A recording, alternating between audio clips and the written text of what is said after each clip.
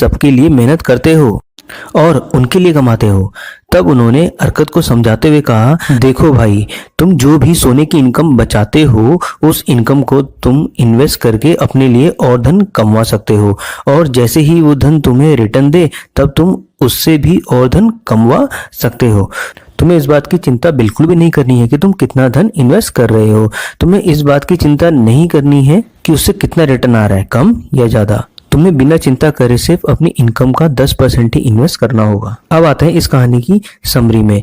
इस कहानी का पहला सबक तो यह है, अगर तुम सही में दौलतमंद बनना चाहते हो तब तुम्हें अपनी सेविंग को इन्वेस्ट करना चाहिए, ताकि तुम्हारी सेविंग और इसके रिटर्न तुम्हारे लिए धन कमाए और तुम्हें तुम्हारी मनचाही दौलत दे सके, चाहे तुम्हारी इनकम कितनी ही कम क्यों ना हो। तुम्हें अपनी इनकम का 10% से कम नहीं बचाना है। जैसे ही तुम्हें पैसे मिल जाए तुम 10% इन्वेस्टिंग के लिए अलग कर दो, उसके बाद तुम बचे हुए पैसों से अपना खर्च चलाओ। दूसरा सबक, 1 साल बाद अल्केमिस्ट अरकत से दोबारा मिलने आए। उन्होंने पूछा, अरकत तुमने कितना कमाया? क्या इनकम का 10% सही में तुमने बचाया? और मैंने भी बड़े प्राउड से बताया, हाँ मैं अपनी इनकम का 10% बचाया, इसे ईंट बनाने वाले को एक अजमेर को दे दिया और वह ईंट वाला अजमेर दूर देश से रेयर जेमस्टोन खरीद कर लाएगा और वापस आने पर उन जेमस्टोन को ज्यादा कीमत पर बेचकर हम ज्यादा मुनाफा कमाएंगे।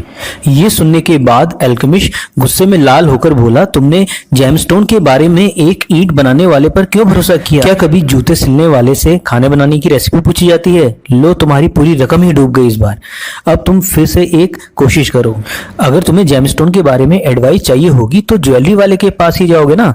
अगर तुम्हें कपड़े की एडवाइस चाहिए होगी तो कपड़े बनाने वाले के पास ही जाओगे। दूसरा सबक, एडवाइस एक ऐसी चीज है जो लोग फ्री में तो देते हैं, लेकिन इसे लेकर सतर्क रहने की जरूरत है।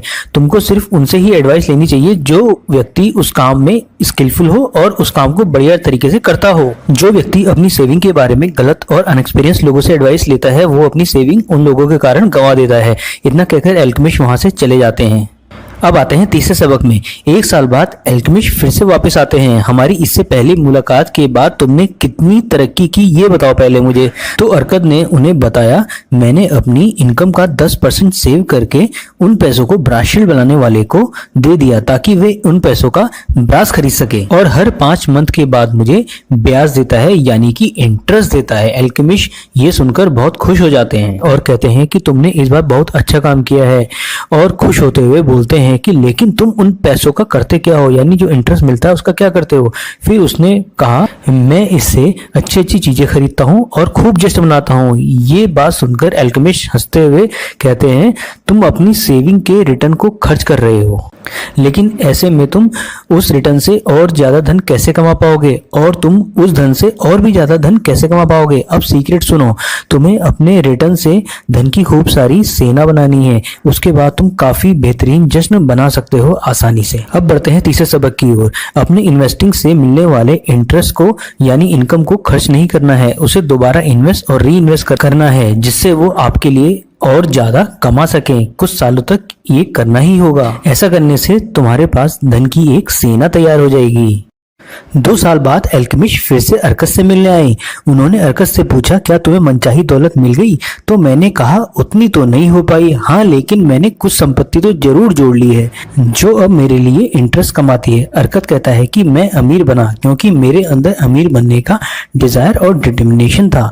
मैं जो भी काम करता हूँ उसे खत्म ही करता हूँ, चाहे वो काम कितना ही छोटा या बड़ा क्यों ना हो। अरकत ने अपने गरीब दोस्तों बेनजीर कोबी के साथ उनके दोस्तों को भी यही कदम उठाने की एडवाइस दी। पहली, अपनी इनकम का 10% सेव करें और सेविंग 10% से कम नहीं होनी चाहिए। दूसरी, अपनी बचत या सेविंग का इन्वेस्ट जरूर करें। जल्दी अमीर बनने के चक्कर में शॉर्टकट और फ्रॉड के चक्कर में ना पड़ें। तीसरा, इंश्योरेंस करवाएं ताकि अगर आपको कुछ होता है तो आपके बाद आपकी फैमिली सेव रहे। चौथा, उन्हीं लोगों से एडवाइस लें जो उस फील्ड पे नॉलेज या एक्सपीरियंस रखते हों। पांचवा, अपनी कैपेसिटी के अनुसार ही मेहनत और सेविंग को करें, उससे ज्यादा नहीं। हद से ज्यादा कंजूस ना बने। जब तक आप इस दुनिया में हैं तब तक आप अपनी लाइफ को एंजॉय जरूर करें। अब आते हैं लेसन नंबर 3 में, 7 cures for a lean purse. प्यारे दोस्तों, बेबीलोन एक काफी वेल्दी शहर था। इसका मुख्य कारण यहाँ के रहने वाले लोग थे जो बहुत समझदार थे और इन्होंने भी अमीर बनने के सीक्रेट सीख लिए थे। वो सब काफी बढ़िया और बेहतरीन जिंदगी जीते थे। एक बार वहां के सम्राट ऑर्गन को पता चला कि जो लोग अमीर हैं उनको तो अमीर बनने के सीक्रेट पता है, लेकिन उन लोगों का क्या जो अमीर नहीं बन पाए, क्योंकि उन लोगों को तो अमीर बनने के सीक्रेट पता ही नहीं थे। तो प्यारे दोस्तों, अगर आप सही में उन कंप्लीट 10 एसेट्स के बारे में जानना चाहते हैं तो कमेंट सेक्शन में जाकर कंप्लीट वीडियो को देखना ना भूलें, जिसका लिंक कमेंट सेक्शन में पिन किया हुआ है।